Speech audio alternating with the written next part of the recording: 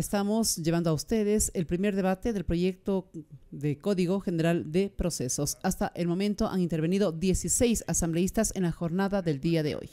Elementos desde la bancada plurinacional de las izquierdas en este debate del Código Orgánico General de Procesos. El asambleísta Jorge Escala es el alterno de la asambleísta nacional por la Unidad de las Izquierdas, Lourdes Tibán. Plantea la necesidad de institucionalizar un sistema oral para que se cumplan 3 principios básicos y habla de justicia oportuna, plena, y al mismo tiempo plantea y ordena que se desarrollen procedimientos para que se haga realidad este principio bajo los elementos que aquí se han señalado, de la celeridad, de la eficiencia, de la economía procesal. Y en teoría estamos de acuerdo con eso. Y está bien que se hagan este tipo de recopilaciones en este código con el propósito de hacer eficiente este instrumento de lo que significa el sistema oral.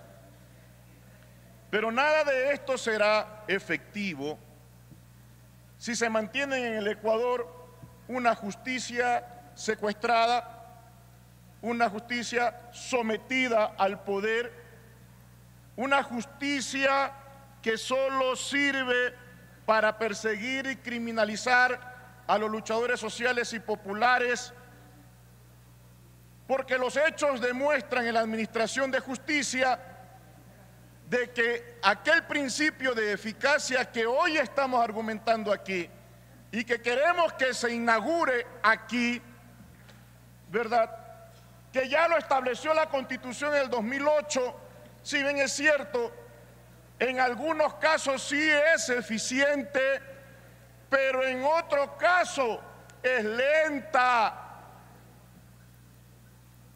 es irregular, ineficiente. Claro, para perseguir a los luchadores populares, ágil, para encubrir los actos de corrupción, ineficiente. Este código va a mejorar eso.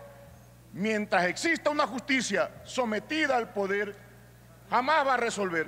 También es correcto las buenas intenciones. Los hechos nos dicen cómo se aplica la justicia en el Ecuador. Vean ustedes, 3 meses de prisión para los comecheques y 8 meses de cárcel para la mujer, para la maestra, para la luchadora social y popular. El único delito, tener dignidad, valentía en el Ecuador para enfrentar la injusticia que se vive.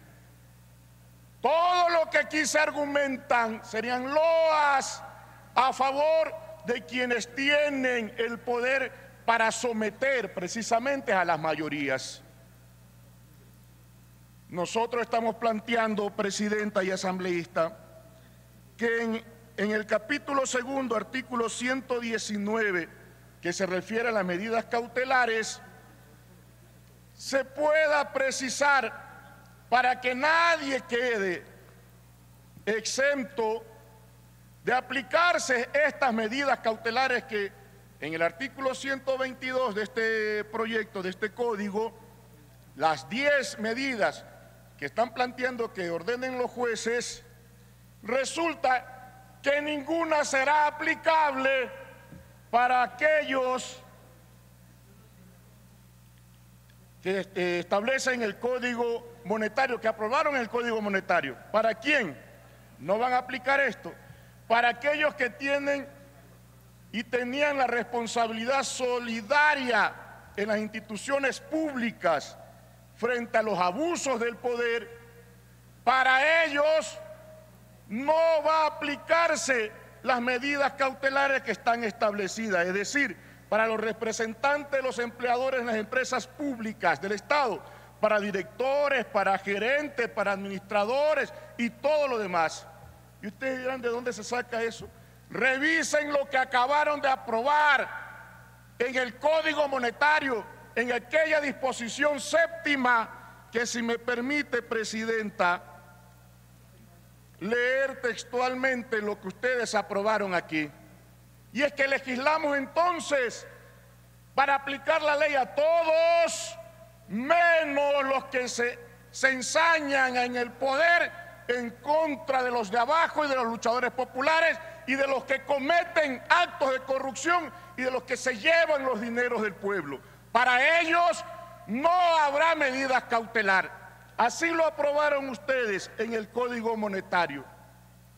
En el Código del Trabajo, en el artículo 36, incorpórese como último inciso lo siguiente: exceptúese de la solidaridad señalada en el inciso anterior, es decir, en el artículo 36 del Código de Trabajo, a las entidades que conforman el sector público y a las empresas públicas. En consecuencia, no podrá ordenarse medida cautelar o ejecutarse sentencia alguna en contra de los representantes legales o administradores de las referidas entidades o empresas públicas. Vean ustedes para quién gobierna, para la corrupción. Por eso planteamos, Presidenta, que en este artículo 2, desde el artículo 119 o en el artículo 122, se apliquen esas medidas cautelares para todos, sin excepción alguna, de tal manera que aquellos que se llevan la plata del pueblo, en vez de aplicar, por decir, la prohibición de salida del país, tienen luz verde para fugar.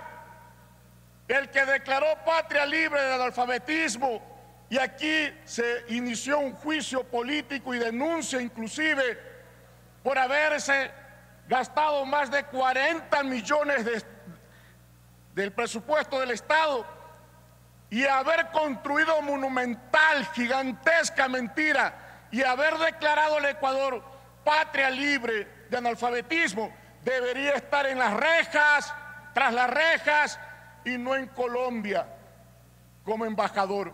Por eso insistimos entonces que en este código no hayan excepciones y todos sean sujetos de esta medida cautelar, Presidenta. Muchas gracias. Tiene la palabra asambleísta Liliana Guzmán.